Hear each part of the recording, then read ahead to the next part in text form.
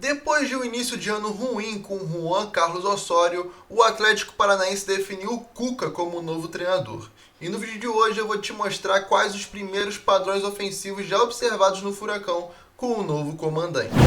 Logo de cara dá para dizer que o Atlético Paranaense do Cuca utiliza uma saída sustentada no 4+2, que à medida que ela vai avançando se torna um 2+4, com a projeção dos laterais. E esses laterais tendem a se projetar ainda mais em campo, isso pode ser uma grande arma, a gente vai falar isso durante o vídeo. Aqui é um movimento muito importante para essa saída, que são as linhas de passe que o Fernandinho oferece, seja um passe de retorno, geralmente dos laterais, mas também uma linha de passe de apoio para os zagueiros, tornando a saída um pouco mais dinâmica e veloz, algo que o Atlético tem que aprimorar, principalmente quando essa bola está nos pés dos zagueiros. A gente vê que o Thiago Heleno e o Kaique Rocha geralmente demoram um pouco para tomar a decisão do passe, e isso pode ser perigoso, atraindo demais a pressão do adversário. É lógico, muitos times usam dessa pausa para atrair justamente o adversário e achar o homem livre, mas não dá para dizer ainda que é um padrão do Atlético Paranaense do Cuca, né? O que dá para dizer é que esses giros do Fernandinho, o giro clássico do 5, acelera muito a construção e traz muito mais fluidez. Ele faz muito isso, e é uma possibilidade de desafogo do Atlético, principalmente em situações de pressão. Mas a gente vê que quem pode fazer isso também é o Bruno Zapelli, vindo um pouco mais no campo defensivo, próximo dos volantes, para desafogar também essa saída e a partir disso conseguir construir, já que ele tem qualidade para isso e bons gestos técnicos também. Mas é lógico, o pilar da equipe nessa saída de bola é o Fernandinho, e muitas das vezes ele vai achar esse tipo de lançamento visando geralmente as laterais do campo, tá? E aí a gente vê o Léo Godoy fazendo um movimento importante, porque o Christian, ele nunca fica em amplitude, apesar de jogar do lado direito. Ele geralmente vem buscar esse espaço do meio. E aí isso gera esse corredor para o lateral. Como a gente vê aqui, ó, o Christian dá um passe para o Fernandinho, vai para dentro, o espaço se abre para o Madison conseguir finalizar. E isso também vai ocorrer do lado esquerdo, tá? Esse jogo direto vai buscar o lado esquerdo também, com o Esquivel e o Canóbio, que são muito inteligentes nesse sentido, em atacar, tanto fazendo uma dupla ali, uma dobradinha para as tabelas, ou então para atacar também linha de fundo ou diagonais. E aqui a gente vê um tipo de passe que vai entrar muito no Atlético, que, principalmente com o Fernandinho, que é buscando o lateral nas costas da última linha do adversário.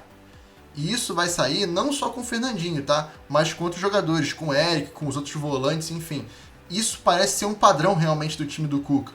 E a partir disso pode se aproveitar bastante, principalmente com as descidas do Léo Godoy pelo lado direito. Mas como eu disse, existe também esse tipo de tentativa do lado esquerdo, principalmente com o Esquivel, que tende a ser o titular da posição agora, né? Mas também com as infiltrações dos atacantes. Ó. A gente vê nesse caso aqui o Kaique Rocha, que tem aprimorado esse fundamento, achando o Pablo numa ótima leitura também do atacante para romper a última linha num bom desmarque. Aqui a gente vê o Canóbio, por exemplo, que também vai ser uma opção nesse tipo de jogo direto pelo lado esquerdo. É um bom alvo para isso, inclusive. E a partir disso ele cria até um gol para o Atlético Paranaense.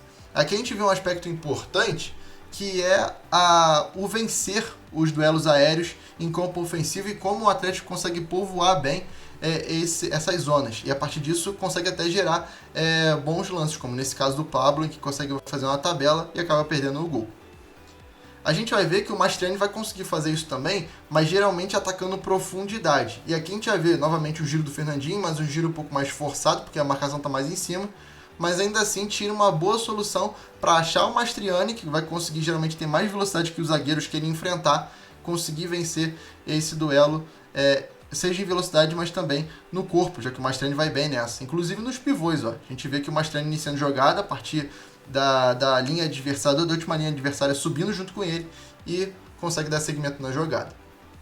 E aqui, ó, novamente, o Mastriani toca para iniciar novamente a organização ofensiva e ele vai atacar, ó, no meio dos zagueiros, cabeceio. Ele não é tão alto, mas ele se coloca muito bem e consegue geralmente gerar muito perigo, seja gerando o jogo para os seus companheiros ou então finalizando mesmo. Como nesse caso do Bruno Zapelli, ele consegue vencer no corpo e gerar jogo para o Zapelli. Novamente, ó, Mastriani vindo por dentro, um pouco mais afastado da área, gera jogo para o Christian, que consegue finalizar.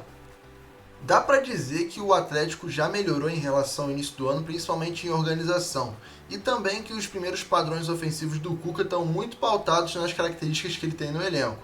E isso tende realmente a evoluir durante o Brasileirão.